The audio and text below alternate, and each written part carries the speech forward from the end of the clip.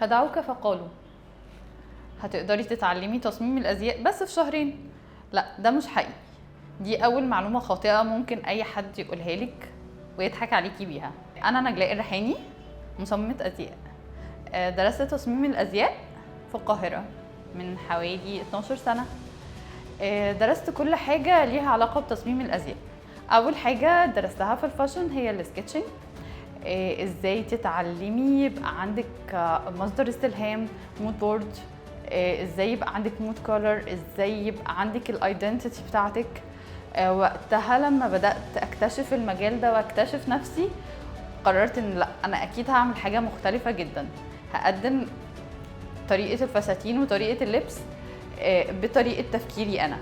كنت بكتشف ايه مصادر الاستلهام بتاعتي. انتي ممكن تختاري الباترفلايز، فيكتوريان ايج، اي حاجه انتي مغرمه او عينك منجذبه ليها تقدري تطلعي منها تصميم بطريقتك انتي. ممكن حاجه نشوفها انا وانتي واحنا مش متوقعين خالص ان يطلع منها تصميم، تقدري تطلعي منها تصميم. الحاجه التانية اللي بدات ادرسها، او دي حاجه تاني حاجه انت بتدرسها، انت بتدرس سكتش وبعدين تدرس باترون. الباترون ايه؟ الباترون ده هو تشريح الجسم او تحويل مقاسات الجسم، الفستان، التصميم اللي احنا بنشتغل عليه لشكل هندسي، لارقام.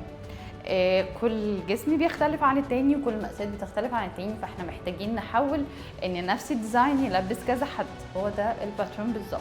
طبيعي انت بتدرسي كل الستبس بتاعت الفاشن عشان تعرفي انت هتبقي ايه. في اي مصنع بيبقى فيه تخصصات، بيبقى فيه الديزاينر، ده حاجه لوحده ما بيشتغلش اي حاجه تانية غير انه الديزاينر، تمام. بيبقى فيه المهندس الباترون، بيبقى فيه الناس اللي بتنفذ، تمام. ومفيش حاجه فيهم تقل قيمه تماما عن التانية. في بعد كده حاجه تانية، لو انا بزنس اونر، تمام، فببقى محتاج ان انا ابقى دارس كل الحاجات دي. ولو انا هشتغل في مصنع برضو ببقى محتاج اشتغل كل الحاجات دي او ادرس كل الحاجات دي عشان اكتشف، لانه كده كده في النهايه الديزاينر ومهندس الباترون والناس اللي بتنفذ كلهم حلقه واحده، لازم يبقوا بيكملوا بعض، لازم يبقوا متفاهمين. انت كديزاينر بتجهز الديزاين بتحوله ل 2 دي، عشان مهندس باترون ما بيشتغلش مع اي حاجه 3 دي، لكن الديزاينر بيشتغل مع الديزاين 3 دي. بعدها مهندس باترون بينزل الكلام ده على القماش والورق على القماش عشان الناس اللي بعده تعمل الفينيشنج. الفينش دي اخر حاجه ودي اهم حاجه في الموضوع، لان بمنتهى البساطه لو انت حد شاطر جدا والفينش بتاعك وحش قوي، يبقى احنا كده مطلعين قطعه بلا قيمه.